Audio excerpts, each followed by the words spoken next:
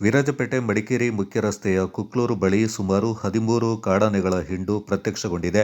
ಬೆಳಿಗ್ಗೆ 10 ಗಂಟೆಯ ಸಮಯದಲ್ಲಿ ಕುಕ್ಲೂರು ಗ್ರಾಮದ ಗದ್ದೆಯಲ್ಲಿ ಕಾಡಾನೆ ಇರುವ ಬಗ್ಗೆ ಅರಣ್ಯ ಇಲಾಖೆಗೆ ಮಾಹಿತಿ ಬಂದ ತಕ್ಷಣ ಕಾರ್ಯಪ್ರವೃತ್ತರಾದ ಅರಣ್ಯ ಇಲಾಖೆ ಅಧಿಕಾರಿಗಳು ಮತ್ತು ಸಿಬ್ಬಂದಿಗಳು ತಕ್ಷಣ ಸ್ಥಳಕ್ಕೆ ಆಗಮಿಸಿ ಸ್ಥಳೀಯ ನಿವಾಸಿಗಳಿಗೆ ಮಾಹಿತಿ ನೀಡಿ ಆನೆ ಬಂದ ಜಾಗಕ್ಕೆ ಮರಳಿ ಕಳುಹಿಸಲು ಹರಸಾಹಸ ಪಡಲಾಯಿತು.